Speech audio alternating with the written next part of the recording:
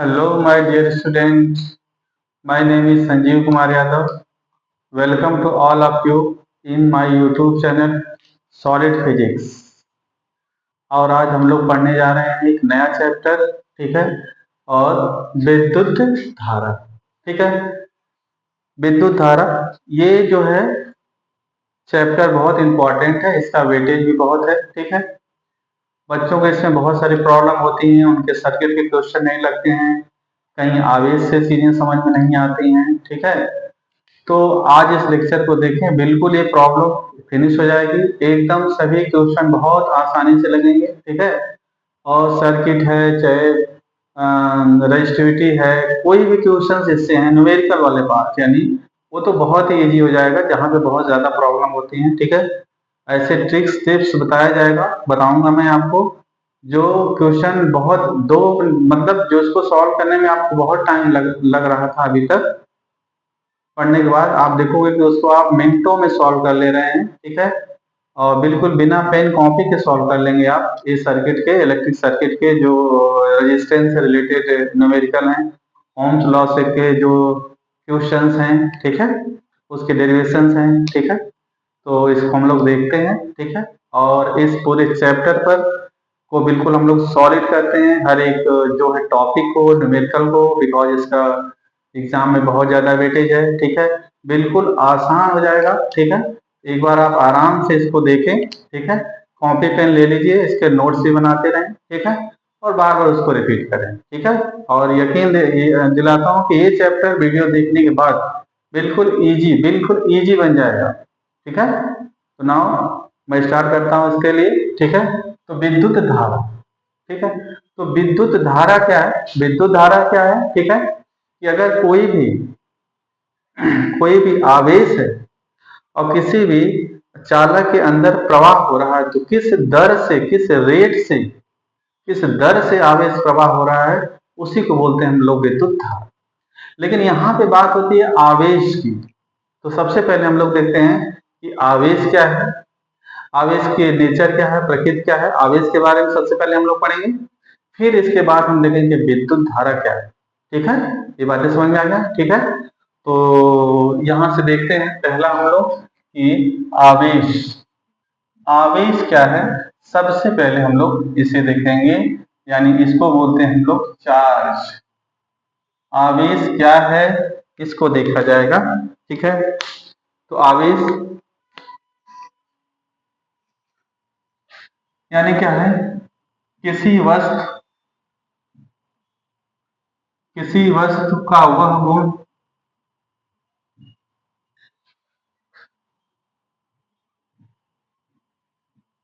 जिसके कारण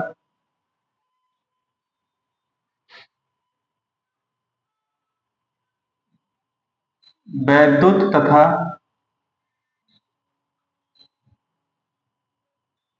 चुंबकीय प्रभाव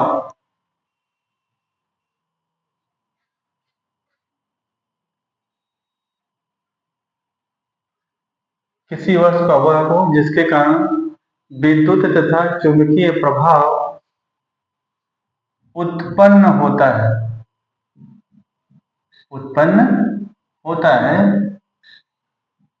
ठीक है बेटा। उसे आवेश यानी चार्ज कहते हैं, आवेश कहते हैं, ठीक है। इसे इसे Q से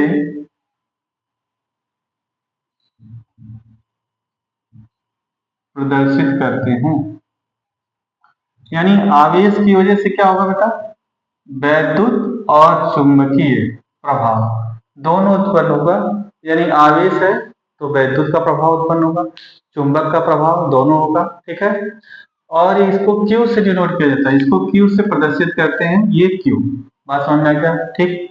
यह कैसी राशि? यह है एक अदिश राशि। कैसी राशि बेटा? अदिश राशि है। कैसी राशि है?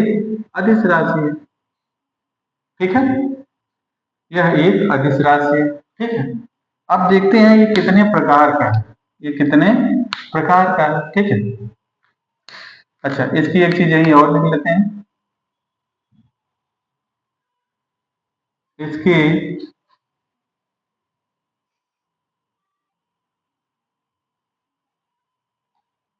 इसकी यूनिट क्या होगा बेटा, ठीक है, यानी इसका मात्रक, यूनिट मतलब मात्रक क्या होगा, कूलाम।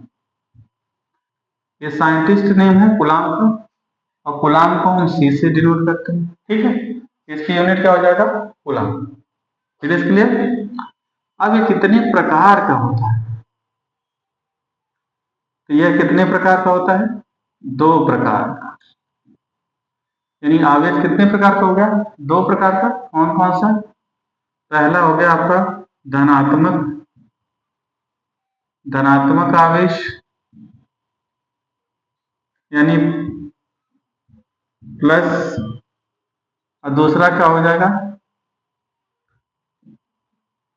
ऋणात्मक आवेश, ठीक है बेटा। ये क्या हो जाएगा, माइनस की हो जाएगा, ठीक है। ये कब होता है, धनात्मक आवेश कब आएगा, जब किसी वस्तु से इलेक्ट्रॉन बाहर जाता है, यानी अगर कोई भी परमाणु है, एटम है, वस्तु है, अगर उससे इलेक्ट्रॉन अगर बाहर जाएगा तो उस पर क्या आ जाएगा, उस पर आ जाएगा प्लस चार्ज। जैसे सोडियम है बेटा, इसमें से एक इलेक्ट्रॉन निकाल दो आप, तो इस पे प्लस आ जाता है। जब कोई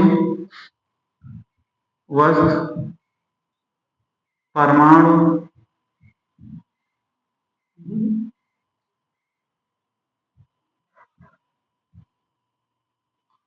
ठीक है, अणु, ठीक है, तत्व, कुछ भी है बेटा, इलेक्ट्रॉन को ग्रहण करता है, ये देखो आप, जब इलेक्ट्रॉन कोई ग्रहण कर लेगा तो उस पर माइनस आ जाएगा, Cl प्लस इलेक्ट्रॉन, तो Cl क्या हो जाएगा, माइनस हो जाएगा, ठीक है। यानी आवेश कितने प्रकार के हो गए, दो प्रकार के, प्लस आवेश और क्या, माइनस आवेश, यानी धनात्मक आवेश और ऋणात्मक आवेश। आवेश को किससे जोड़ करते हैं, क्यू से। एक ऐसी राशि है, अदिश राशि है, इसका मात्रा क्या होता है बेटा, कूलाम होता है। इसको किससे जोड़ करते हैं, सी से जोड़ करते हैं। इसकी वजह से वैद्युत और चुंबकीय क्षेत्र उत्पन्न होते हैं। बात समझ आ गया। अब देख लेते हैं इसके क्या है कि इसके गुण, कुछ गुण देख लेते हैं बेटा। तो पहला गुण क्या है, ठीक है, पहला है कि समान, समान आवेशों, समान आवेशों के बीच में प्रतिकर्षण तथा विपरीत आवेशों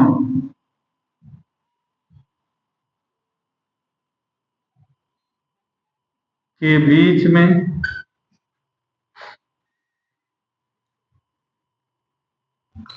आकर्षण बल लगता है, ठीक है। देखो जैसे क्या है, यहाँ पे एक प्लस चार्ज, ये भी प्लस चार्ज, ये है माइनस चार्ज, ये भी माइनस चार्ज, दोनों एक तरह के हो गए, तो कौन सा बल लगेगा, प्रतिकर्षण, प्रतिकर्षण बल। लेकिन अगर एक क्या हो गया प्लस, दूसरा क्या हो गया माइनस, एक है माइनस, दूसरा क्या है प्लस, ठीक है, तब इसके बीच में कौन सा बल हो जाएगा बेटा, आकर्षण बल, आकर्षण बल। बात समझ आ गया। अच्छा, यानी आवेशों के बीच में दो तरह के बल लगते हैं, या तो आकर्षण होगा और या तो क्या हो जाएगा, प्रतिकर्षण, ठीक है। एक और देखते हैं, आवेश संरक्षण का नियम, ये भी इंपॉर्टेंट है बेटा, ठीक है। इस नियम के अनुसार, इस नियम के अनुसार क्या है, आवेश को न तो उत्पन्न किया जा सकता है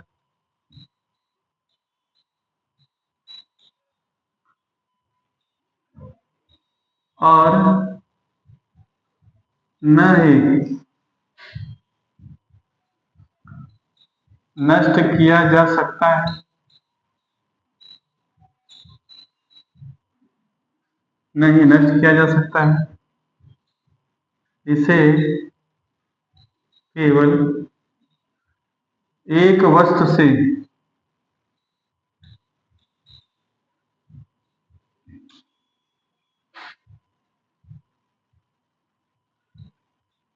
दूसरी वस्तु पर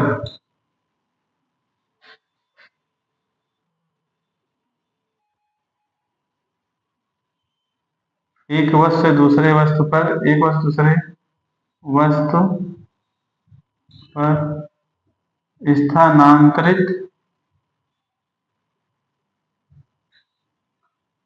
किया जा सकता है।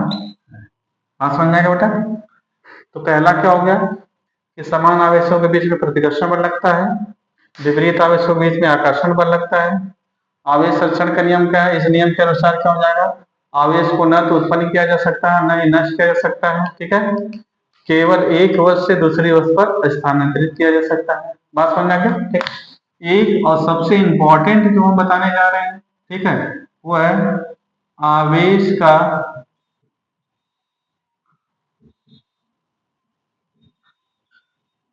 क्वांटीकरण का नियम।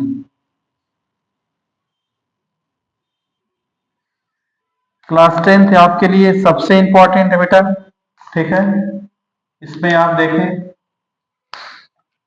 ये है आपके लिए, ठीक है, सबसे इंपॉर्टेंट, इससे न्यूमेरिकल इन्हीं से सबसे ज्यादा आते हैं। ठीक है, तो क्या है यहां से कि आवेश, देखिए यहां से क्या है कि पहला गुण क्या है? समान आवेशों के बीच में प्रतिकर्षण बल और विपरीत आवेशों के बीच में आकर्षण बल। दूसरा है आवेश संरक्षण का नियम। इस नियम के अनुसार न तो आवेश को उत्पन्न किया जा सकता है न तो आवेश को क्या है नष्ट किया जा सकता है। बस आवेश को क्या है एक एक वस्तु से दूसरे वस्तु पे क्या किया जा सकता है? भेजा जा सकता है। ठीक है, ये देखिए इस नियम के अनुसार, इस नियम के अनुसार क्या बेटा? किसी वस्तु या कण पर आवेश की मात्रा हमेशा इलेक्ट्रॉन के पूर्ण गुणज होता है। ठीक है, यानी क्या फार्मूला है? Q equal to plus minus n e. ठीक है बेटा, Q equal to plus minus n e. अच्छा, तो यहां से देखिए n क्या है? ठीक है, पूर्णांक संख्या, पूर्णांक संख्या n क्या नहीं होना चाहिए? भिन्नात्मक। ठीक है, E क्या है? 1.6 माइनस 1.6 10 पावर माइनस 19 कूलम। अच्छा, प्रोटॉन पे कितना होता है बेटा? 1.6 into 10 power minus 19 coulomb. Neutron का नाम सुने, उसमें भी आवेश क्या होता है? 0। ये किसमें होते हैं? परमाणु में। ये तीनों चीजें क्या होंगी? परमाणु। तो फार्मूला हो गया ये फाइंड करने के लिए। ठीक है, तो आवेश आपने देख लिया, आवेश क्या है? आवेश किसी भी वस्तु का एक गुण है, किसी भी पदार्थ का गुण है, जो है कि परमाणु अणु जो भी है उसके गुण है, जिसकी वजह से वैद्युत और चुंबकीय क्षेत्र के प्रभाव को देखा जाता है। ठीक है, उत्पन्न होता है। इसको Q से डिनोट करते हैं। आवेश को किससे डिनोट करोगे बेटा? Q से। यह कैसी राशि है? अदिश राशि है और इसका मात्रा क्या है? कूलम। ठीक है, यह दो प्रकार का होता है, धनात्मक आवेश, ऋणात्मक आवेश। धन आवेश कब आएगा? जब क्या होगा कि कोई इलेक्ट्रॉन को क्या करेगा? ये अपने में से दे देगा किसी को। और ऋण आवेश कब आएगा? जब इलेक्ट्रॉन को क्या करेगा? गेन करेगा। इलेक्ट्रॉन का वैसे ही है बिहेवियर जैसे क्या है पैसे का, जैसे मनी की बात है, ठीक। तो पैसा कौन देता है? जो धनी है। तो जो इलेक्ट्रॉन देगा उस वो कौन होगा जाएगा? धनी हो जाएगा, यानी उस पर कैसा चार्ज होगा? Plus charge. और जो पैसा लेगा उस पे आ जाएगा क्या है? ऋण, यानी क्या आ जाएगा? माइनस। ठीक है, बात समझना क्या? इस ऐसे ही बिल्कुल क्या है, जो इलेक्ट्रॉन को गेन करेगा उस पे कैसा आ जाएगा? Minus charge. बात समझना क्या? ठीक है। कोई भी मेटल है, कोई भी धातु, अधातु, परमाणु, कुछ भी है, ठीक है, अगर उससे इलेक्ट्रॉन को बाहर किया जा रहा है, वो इलेक्ट्रॉन किसी को दे रहा है, तो उस पे आ जाएगा प्लस चार्ज। अगर जो इलेक्ट्रॉन को गेन कर रहा है, ले रहा है, ग्रहण कर रहा है, उस पे क्या आ जाएगा? Minus charge. बात समझ गया? चार्ज कितने तरह के? दो तरह के चार्ज होते हैं, धनात्मक चार्ज और ऋणात्मक चार्ज, ठीक है। समान आवेशों के बीच में प्रतिकर्षण बल, विपरीत आवेशों के बीच में आकर्षण बल। आवेश संरक्षण के नियम के अनुसार क्या है? आवेश को न तो उत्पन्न किया जा सकता है, न तो नष्ट किया जा सकता है, बस इसको क्या कर सकते हैं? एक वस्तु से दूसरे वस्तु पे ट्रांसफर कर सकते हैं। आवेश का क्वांटीकरण नियम, ठीक है, किसी वस्तु पर वस्तु या कण पर आवेश की मात्रा मात्रा हमेशा इलेक्ट्रॉन के पूर्ण गुणज होता है। एन की वैल्यू हमेशा पूर्णांक संख्या होना चाहिए, 1 2 3 5 4 5। एन कभी भी भिन्नात्मक नहीं होगा, 1/2 3/4 लाइक दिस, ठीक है। ई क्या है? ई की वैल्यू है 1.6 × 10⁻⁹ कूलम्ब। इलेक्ट्रॉन पे कितना चार्ज आवेश है उसकी वैल्यू है। प्रोटॉन पे सेम वैल्यू, सेम, लेकिन यहाँ माइनस, यहाँ क्या होता है? प्लस होता है। न्यूट्रॉन पे कोई चार्ज नहीं होता है, ठीक है। आई थिंक ये चीजें आपको समझ में आ गया होगा, ठीक है। तो आप इसका स्क्रीनशॉट लीजिए, ठीक है। इसके बाद हम आगे आपको बताते हैं।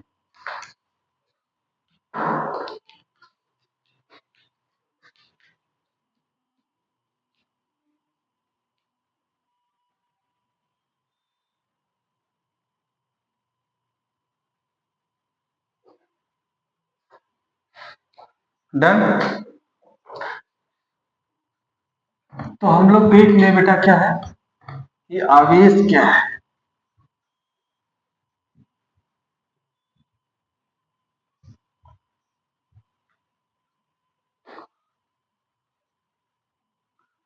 अब एक क्वेश्चन देखते हैं।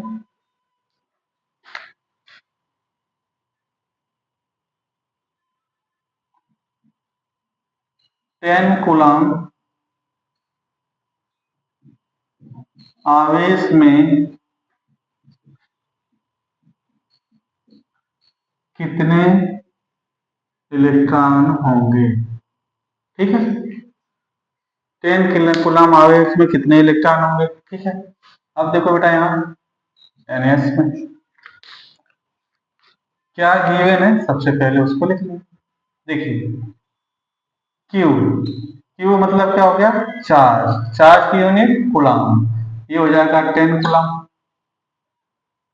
ई, ये आपको लर्न होना चाहिए, 1.6 × 10⁻⁹ कूलम्ब, ठीक है। एन पूछ रहा है बेटा कि कितना हो जाएगा, तो formula Q equal to plus minus n ई, तो आप एन ई रखें, हमको वैल्यू फाइंड करना है। ये है 10 equal to 1.6 × 10⁻⁹ into n into ये हो जाएगा। तो एन इक्वल टू बेटा तो हो जाएगा 10/1.6 × 10⁻⁻⁹। तो ये पॉइंट यहाँ से हटाओगे, 0 हो जाएगा, ठीक है। फिर इसको कैंसिल कर दीजिए 4 से बेटा, तो 4 से कैंसिल करेंगे तो इसको कैंसिल करेंगे तो 25 हो जाएगा। इसको 4 से कैंसिल करेंगे तो क्या हो जाएगा? 4 हो जाएगा, ठीक है। फिर हो जाएगा 25/4। अच्छा, ये पावर ऊपर ले आओगे, माइनस से क्या हो जाएगा? प्लस हो जाएगा। प्लस का हो जाएगा आपका ये 19 इक्वल टू एन हो जाएगा बेटा। और इसको इससे डिवाइड करोगे आप तो हो जाएगा 6.25, कितने इलेक्ट्रॉन, ठीक है। तो 1 कूलम्ब, 2 कूलम्ब, 10 कूलम्ब, 5 कूलम्ब, ठीक है, इस टाइप से पूछ देता है एग्जाम में इसमें कितने इलेक्ट्रॉन है। तो हमको क्या बताना है बेटा? फार्मूला यहाँ से ये यूज करना है, Q equal to plus minus n e, और इसके बाद हम लोग इसकी वैल्यू फाइंड कर सकते हैं, ठीक है। चलिए, तो अब हम लोग आते हैं सेकेंड टॉपिक पे। और सेकेंड टॉपिक क्या है बेटा, यहां से देखिए आप, और वो है विद्युत धारा। ठीक है, विद्युत,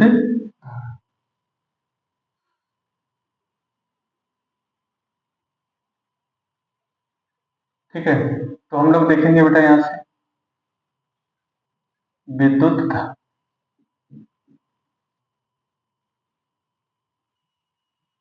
ठीक है, किसी चालक,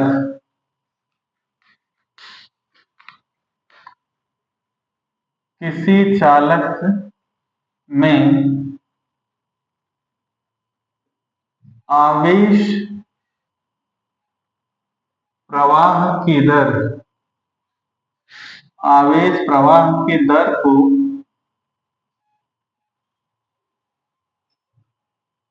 विद्युत धारा कहते हैं। क्या कहते हैं? विद्युत धारा कहते हैं। इसे आई से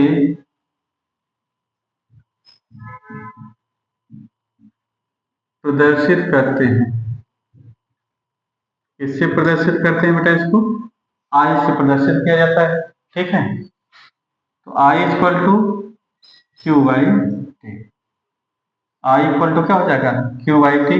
ठीक, अब इसका क्या होगा बेटा? मात्रक,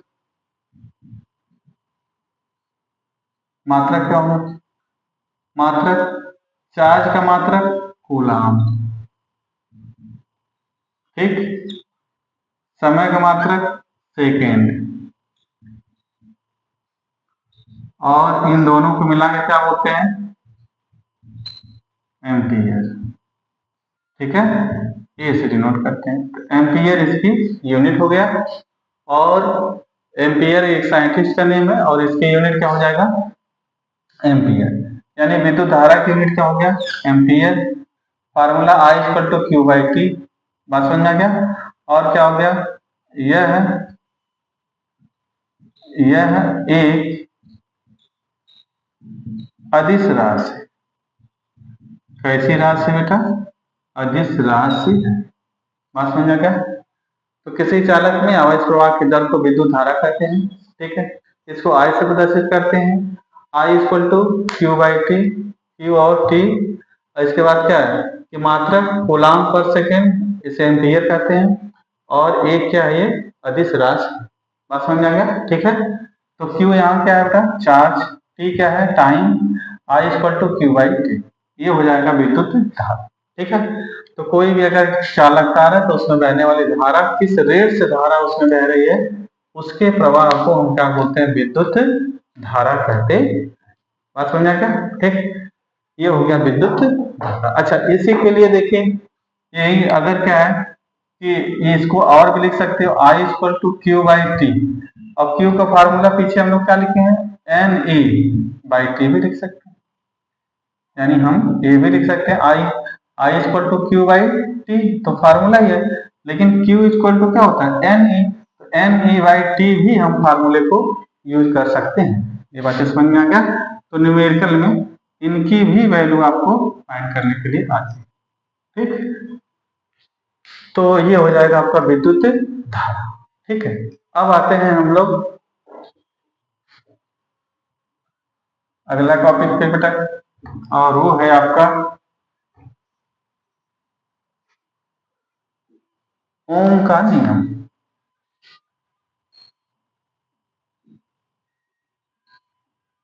ओम का नियम। ठीक है बेटा, O H M, Ohm's law. O H M S, Ohm's law. ये है सबसे इंपॉर्टेंट, सबसे इंपॉर्टेंट है ये। और इसकी थ्योरी भी पूछा जाता है, और इसका न्यूमेरिकल भी देखेंगे। ठीक है, तो यहां से देखते हैं बेटा,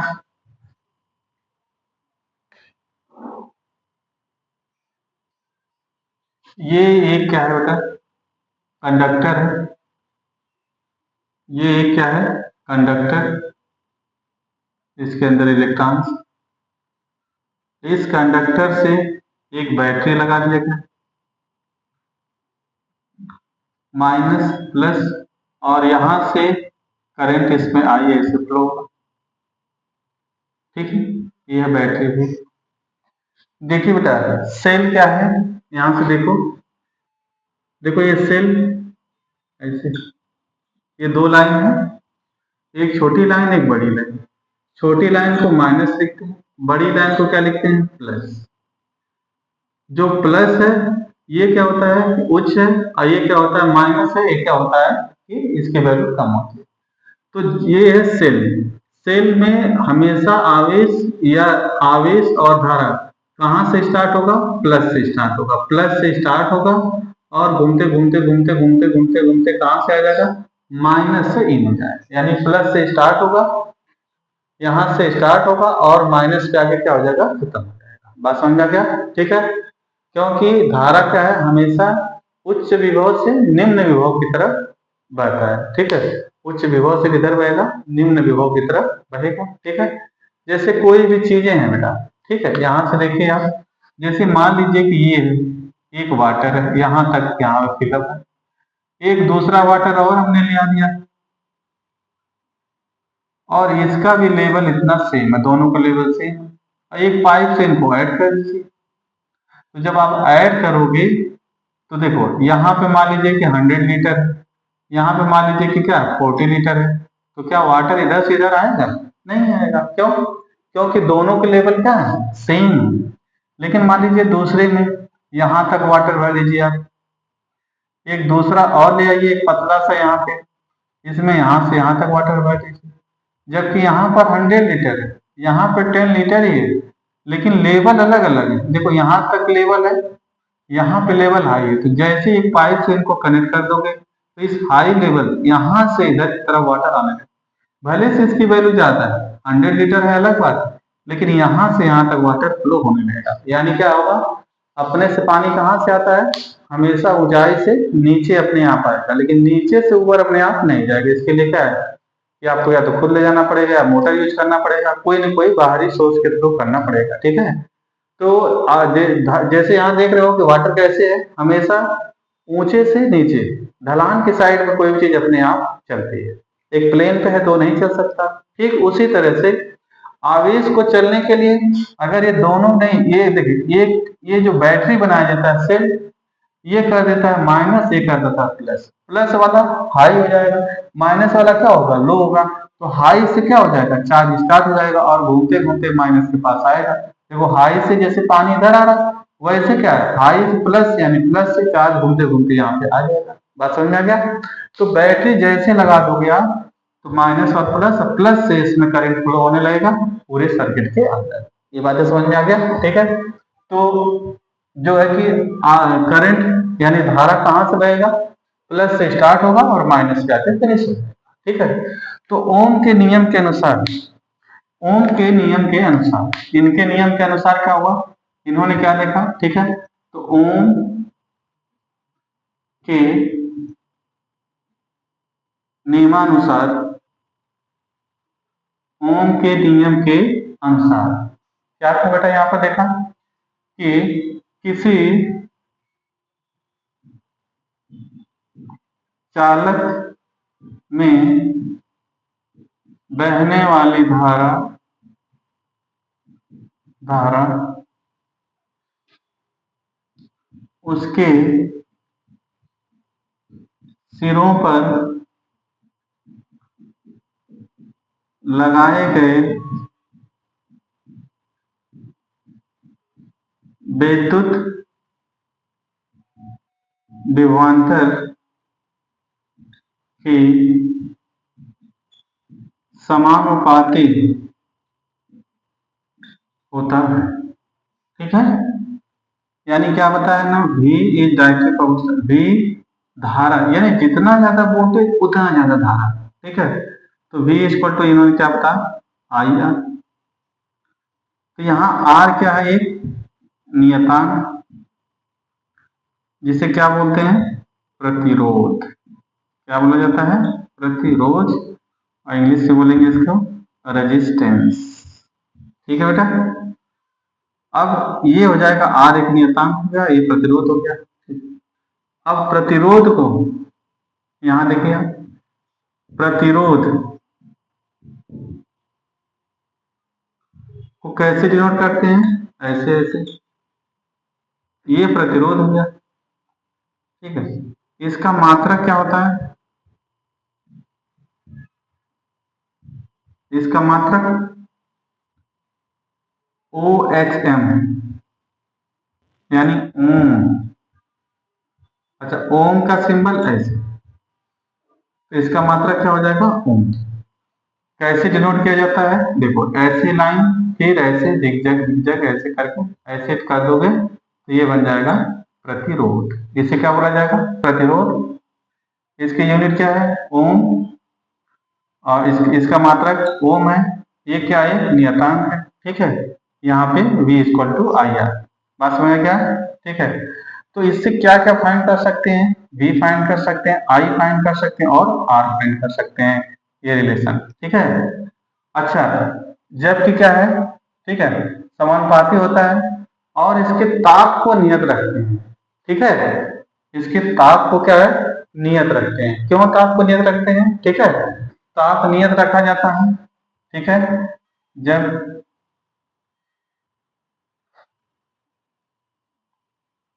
जबकि जबकि इसके भौतिक अवस्थाएं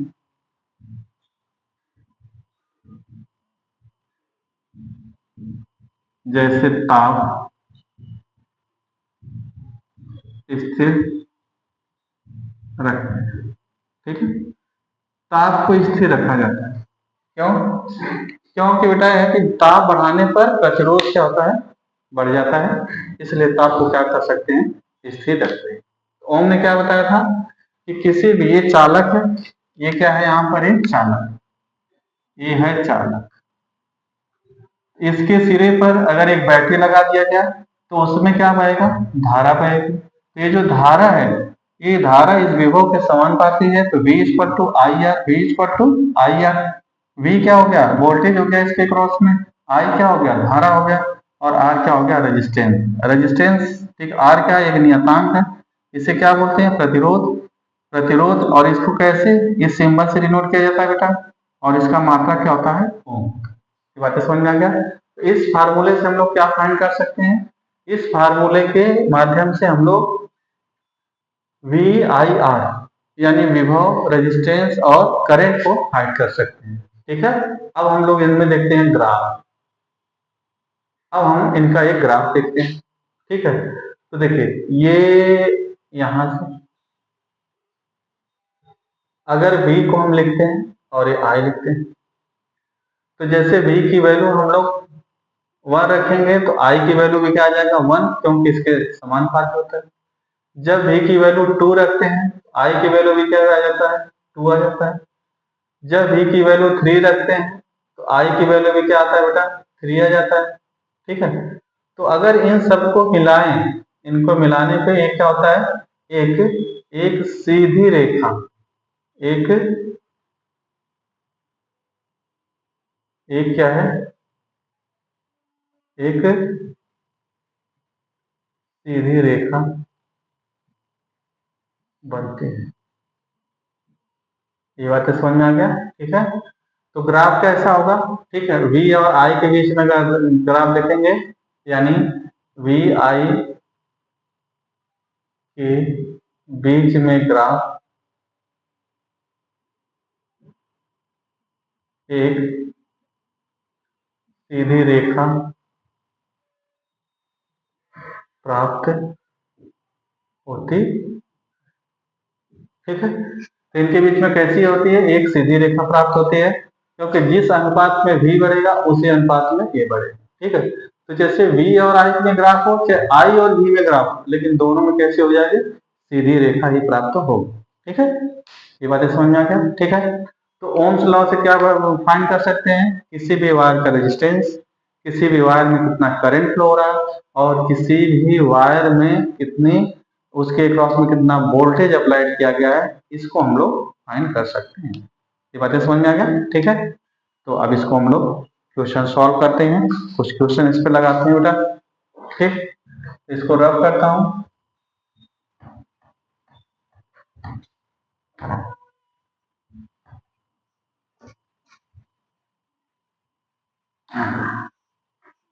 चलिए, तो फर्स्ट न्यूमेरिकल ये देखिए आप, ये कोई रेजिस्टेंस मान लीजिए 10 ओम है, ठीक है।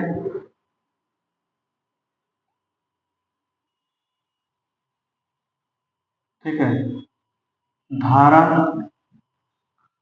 का मान ज्ञात करो।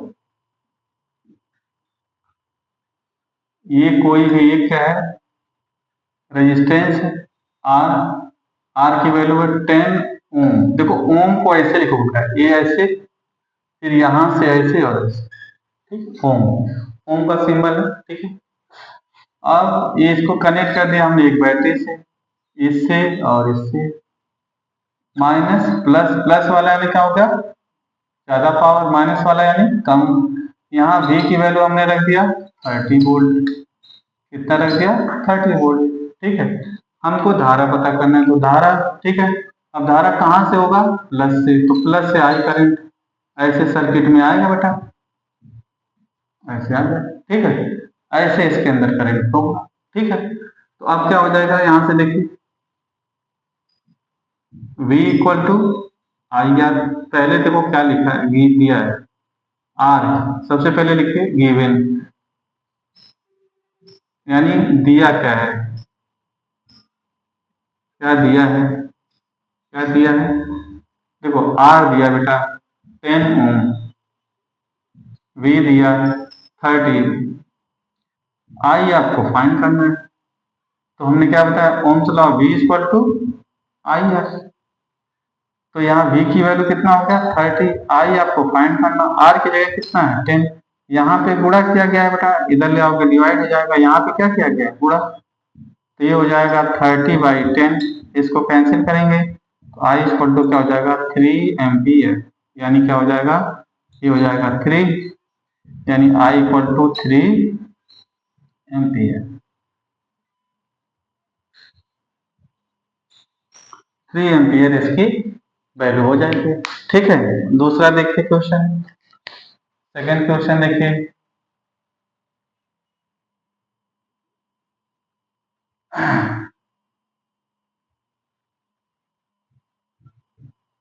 ठीक है। इसमें क्या है, विभव V का मान ज्ञात करो।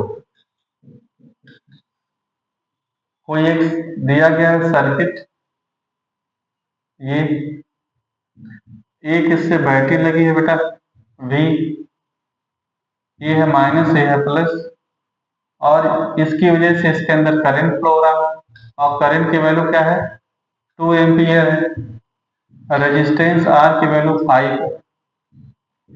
तो कह रहा है कि ये कितने वोल्टेज की बैटरी है जिससे इसमें करंट फ्लो हो रहा है, तो क्या लिखोगे आप, V equal to I R. देखो I की वैल्यू कितना है 2, R की वैल्यू कितना है बेटा 5, तो V इक्वल टू कितना हो गया 10 वोल्ट, यानी जो सेल लगा है बैटरी उसकी वैल्यू कितना है 10 वोल्ट की बैटरी लगाया गया है, ठीक है। एक और देखिए आप, ठीक है, प्रतिरोध R का मान ज्ञात करो, R का मान ज्ञात करना है, ठीक है।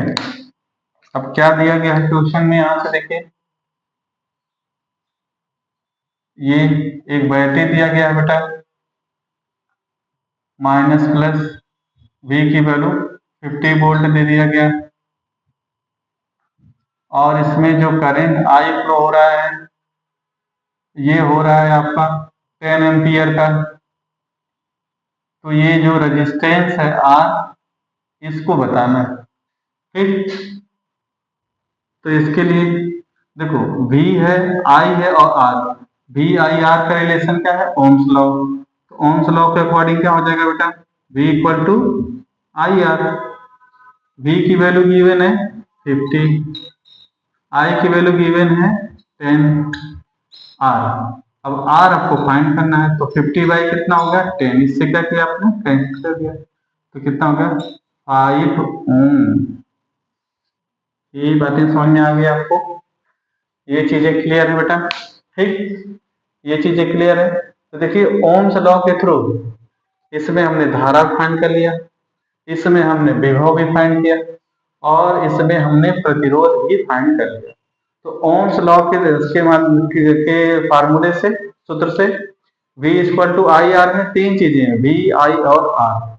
तो आप तीनों चीजें फाइंड कर सकते हो सर्किट में। अगर कोई दो चीजें गिवन है तो तीसरी चीज को हम लोग फाइंड कर सकते हैं। It is clear? तो इसको नोट करें या इसका स्क्रीनशॉट लें, फिर हम आपको नेक्स्ट बताते हैं।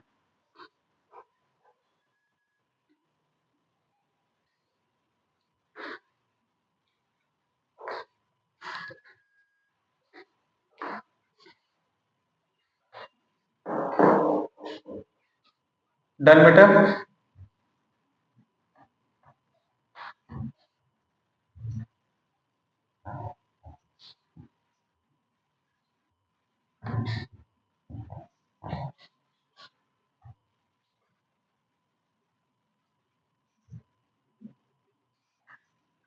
तो हम लोगों ने क्या देखा? हम लोगों ने देख लिया ओम्स लॉ। अब यहां देखें प्रतिरोध, प्रतिरोध R। प्रतिरोध R क्या होता है? किसी चालक का वह गुण जो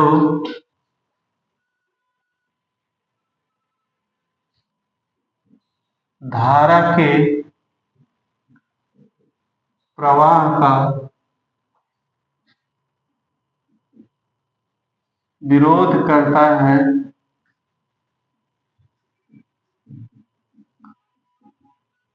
प्रतिरोध कहलाता है। ठीक है, इसे R से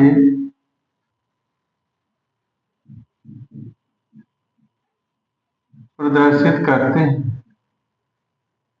ठीक है, और क्या होता है बेटा? इसके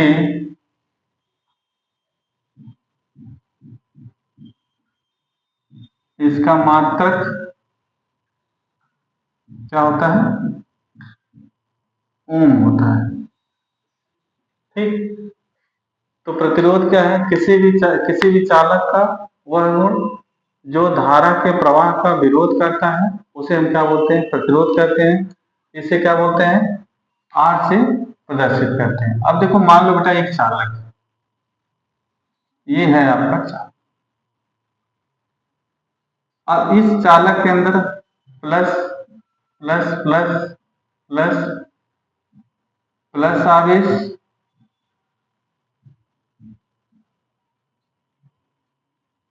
और इलेक्ट्रॉन, इसके अंदर क्या होते हैं? इलेक्ट्रॉन। ठीक, तो जैसे ये इलेक्ट्रॉन इसके अंदर मूव होते हैं, इसके अंदर सभी दिशाओं में क्या होते हैं? इलेक्ट्रॉन मूव होते हैं। तो जब ये इलेक्ट्रॉन यहाँ से इधर आएगा, तो ये जो पॉजिटिव चार्ज है ये अपनी जगह क्या होते हैं? ये जो धनात्मक हैं चार्ज, जो न्यूक्लियस वाले पार्ट हैं, ये अपनी जगह क्या होते हैं बेटा? स्थिर रहते हैं, फिक्स रहते हैं। तो जैसे ये निगेटिव चार्ज इधर से इधर आएगा, तो क्या है? धनात्मक चार्ज से क्या हो जाएगा? इम्पैक्ट होगा, कोलिजन होगा। उनसे क्या है कि इम्पैक्ट हो जाएगा, यानी कोलिजन होगा, टक्कर होगा। टक्कर होने की वजह से उनकी स्पीड को क्या करेगा? रोक लेगा।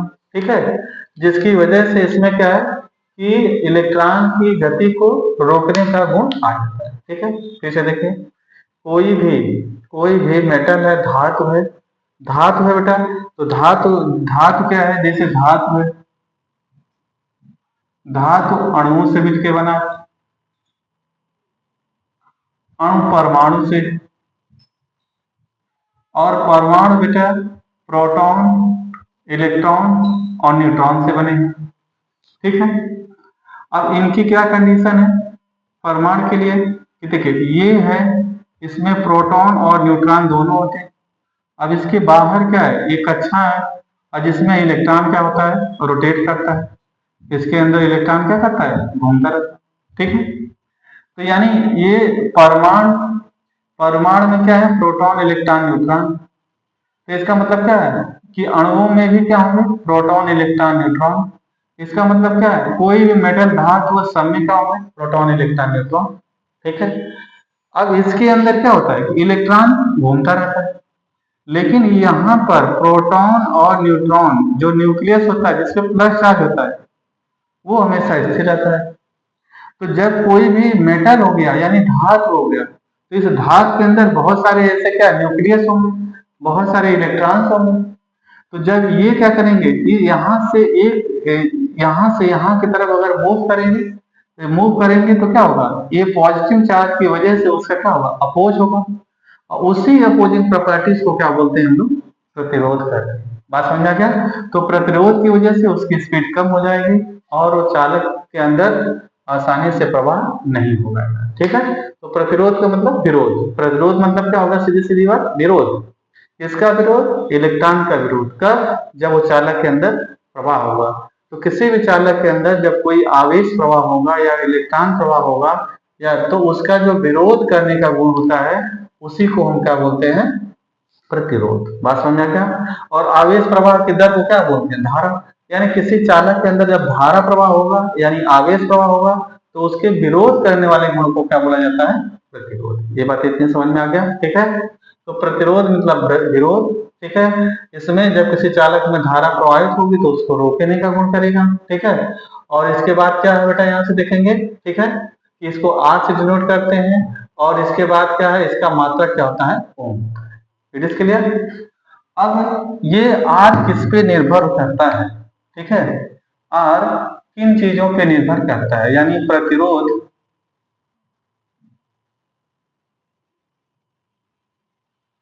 प्रतिरोध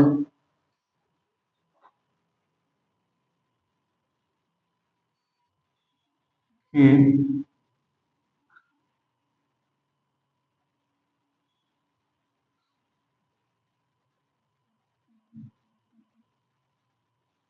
प्रतिरोध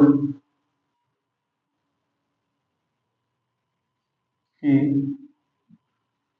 अन्य भौतिक राशि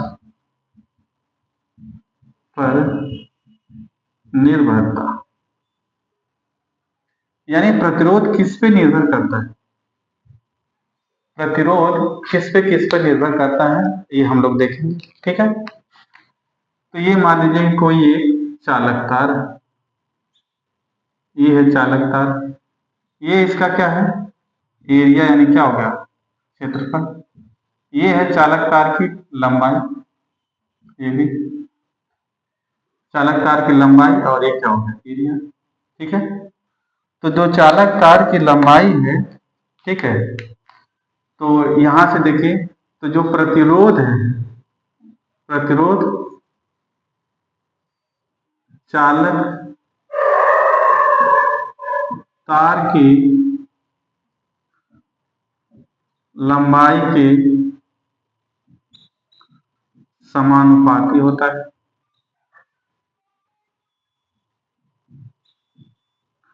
यानी क्या है, यहाँ पर जो R है ये L के समानुपाती होगा। दूसरा क्या होता है बेटा, प्रतिरोध चालक तार के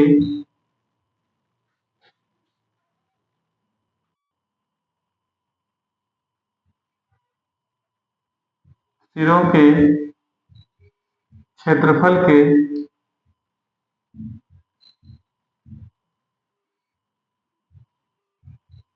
व्युत्क्रमानुपाती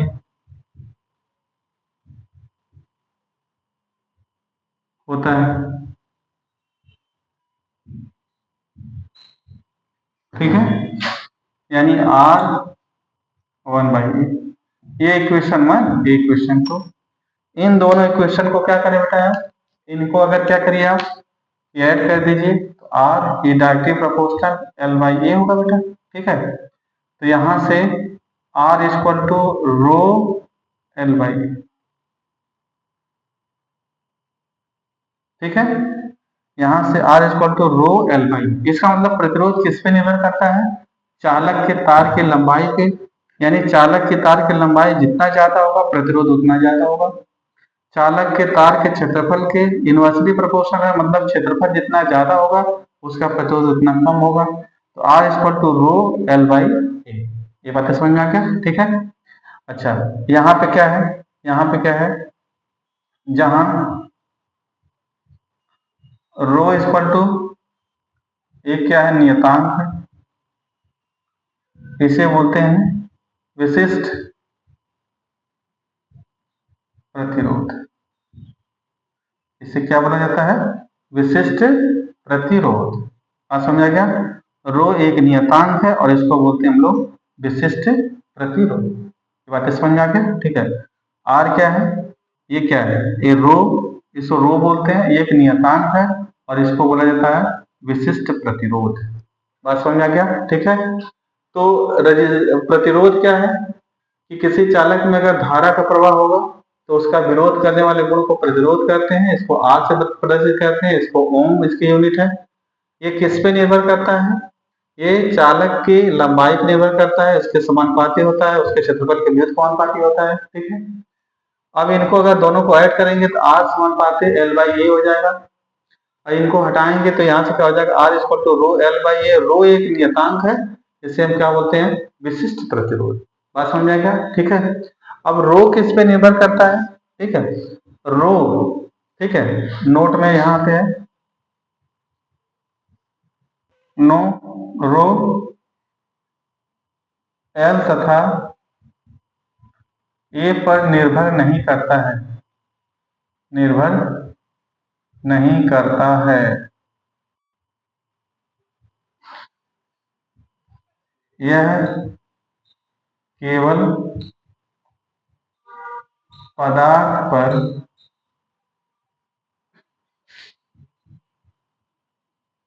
निर्भर करता है। समझ में, यानी जो ये रो है न तो लेंथ लंबाई पर निर्भर करेगा और न तो उसके एरिया पर निर्भर करेगा, यह किस पे निर्भर करता है, पदार्थ। ठीक है, अलग अलग पदार्थ के लिए इसकी वैल्यू अलग अलग होती है, सेम पदार्थ के लिए इसकी वैल्यू क्या होती है, सेम होती है। ठीक है, लेकिन जो चालक का प्रतिरोध है ये उसके लेंथ पे निर्भर करता है, उसके क्षेत्रफल पे निर्भर करता है। ये बातें समझ में आ गया, ये चीजें क्लियर है।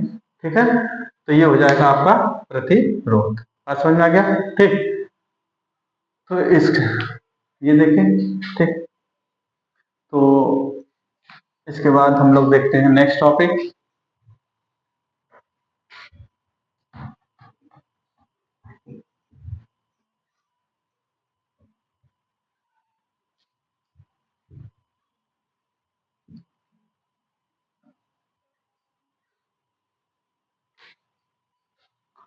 ठीक है, तो कॉम्बिनेशन ऑफ प्रतिरोध, एक से ज्यादा अगर प्रतिरोध है तो उनका कैसा, जो कि कैसे उनको जोड़ा जाता है, ठीक है, उसके लिए हम लोग देखेंगे कि डेरिवेशन। ठीक है, तो श्रेणी क्रम, सीरीज, पैरेलल, यानी श्रेणी क्रम में जोड़ेंगे, और कैसे जोड़ा जाता है उसको, पैरेलल क्रम में जोड़ते हैं। ठीक है, और इनका मिक्स, इन सबकी वजह से मिक्स होगा, उसका भी हम लोग देखेंगे। ठीक है, तो प्रतिरोधों का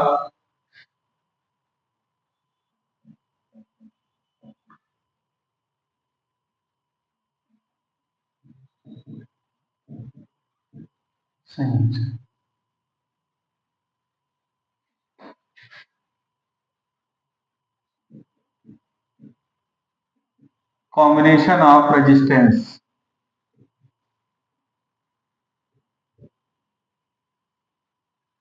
ठीक है बेटा। तो कौन कौन सी विधि है, ठीक है, यहां देखिए। पहला श्रेणी क्रम, और दूसरा क्या है, समांतर क्रम। ठीक है, तो पहले हम लोग देखेंगे श्रेणी क्रम। श्रेणी क्रम देखिए क्या है कि यहां से देखिए एक प्रतिरोध है, फिर ये दूसरा प्रतिरोध है, तीसरा प्रतिरोध, और लास्ट में इसको एक बैटरी से ऐड कर देंगे। ठीक है बेटा, डेट एज ये है R1, R2, R3 और Rn, माइनस और क्या है, प्लस। ठीक है, यानी क्या हो गया, प्रतिरोधों का ऐसा क्रम जिसमें जिसमें सभी प्रतिरोधों में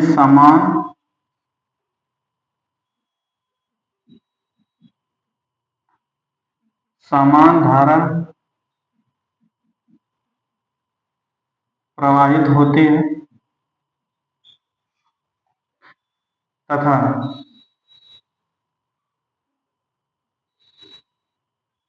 केवल एक ही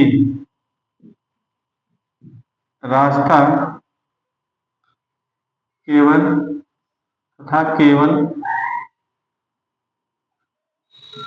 धारा प्रवाह का एक ही रास्ता होता है। ठीक है, तो उसे श्रेणी क्रम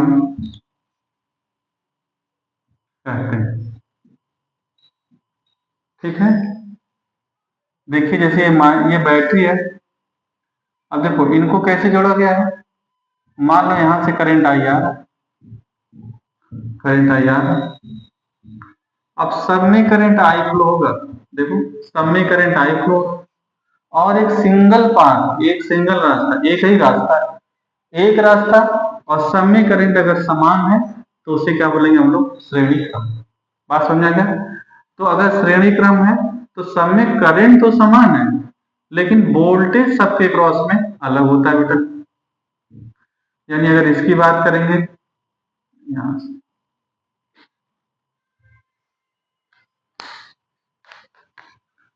ये यहां हो जाएगा V1, ये हो जाएगा V2, ये हो जाएगा V3, ये हो जाएगा Vn।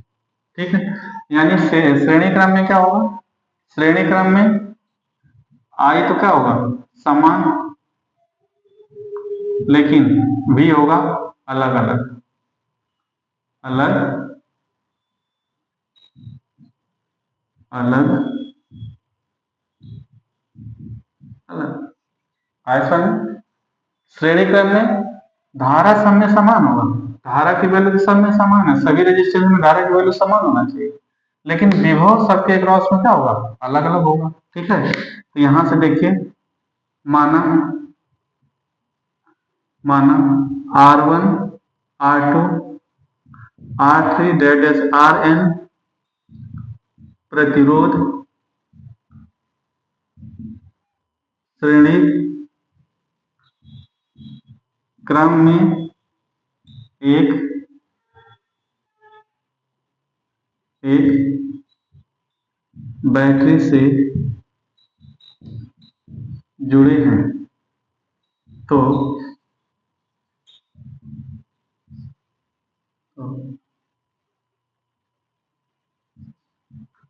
इसमें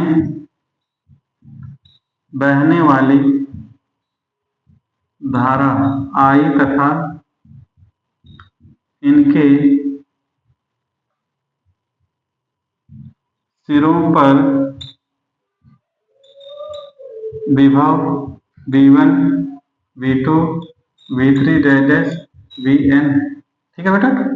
तो ये देख करके ही लिख देना इसमें, माना R1 R2 R3 Rn प्रतिरोध श्रेणी क्रम में एक बैटरी से जुड़ा है, इसमें बहने वाली धारा I तथा इनके सिरों का विभव क्या है, V। ये बात समझ में आ गया, ठीक है, ठीक है। तो क्या हो गया, ओम के नियम से, ओम के नियम से क्या है ओम का नियम, V equal to I R, equation number 1। तो पहले के लिए क्या होगा बेटा, V1 इक्वल टू करेंट, तो क्या हो गया I, रेजिस्टेंस क्या होगा R1। फिर देखिए V2 equal to I R2, V3 equal to I R3 dash V1 equal to I Rn। ये समझ में आया।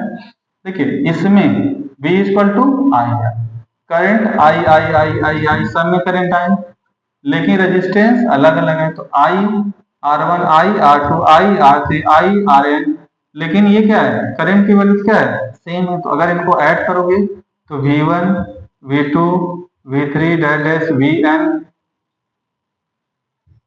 V1 V2 V3 dash Vn equal to I, अगर कॉमन ले लेंगे इसमें R1 R2 R3 Rn, ठीक है बेटा। जब सबको V को ऐड करोगे तो V इक्वल टू क्या हो जाएगा, I R1 R2 R3 और हो जाएगा Rn। यहाँ पे लिख दे रहा हूं इसको मैं, यहाँ पे अगर इस वैल्यू को रख देता हूं तो ये क्या हो जाएगा, V equal to I R1 R2 R3 dash Rn। Equation 1 से वैल्यू रख दीजिए, I equal to V equal to I R1 R2 R3 Rn। तो I से कैंसिल, तो R equal to R1 R2 R3 Rn, ठीक है। ये श्रेणी क्रम का फार्मूला हो गया, ठीक है। तो श्रेणी क्रम में अगर प्रतिरोध है, ठीक है, और प्रतिरोधों का संयोग है, अगर सबको ऐड करते हैं, ठीक है, इनको अगर जोड़ा जाता है तो क्या हो जाएगा कि R equal to R1 plus R2 plus R3, सीधे सीधे उनको क्या करते हैं हम लोग, ऐड कर देते हैं। बात समझ में आ गया, ठीक। इसी में देखते हैं बेटा कि यदि R1 R2 R3 dash Rn equal to R, यानी सभी प्रतिरोध क्या है, बराबर है, तब R नेट क्या हो जाएगा, NR, यानी सीधे सीधे परिणामी क्या हो जाएगा कि एक प्रतिरोध में N से मल्टीप्लाई कर दीजिए तो सीधे पता चल जाए। तो श्रेणी क्रम में अगर प्रतिरोध है उनको संयोग किया गया तो इसके क्या हो जाएगा, उनका जो परिणामी हो जाएगा, सब टोटल कितना हो जाएगा, ठीक है, R1 plus R2 plus R3 dash क्या हो जाएगा, Rn के इक्वल हो जाएगा। बातें समझ में आ गया, ठीक है। अब इसके बाद क्या आता है बेटा, दूसरा वाला, दूसरा देखिए क्या है, समांतर क्रम। दूसरा हो जाएगा ये समांतर क्रम, इतना नोट कर लीजिए। तो समांतर क्रम इसको इधर बता देते हैं,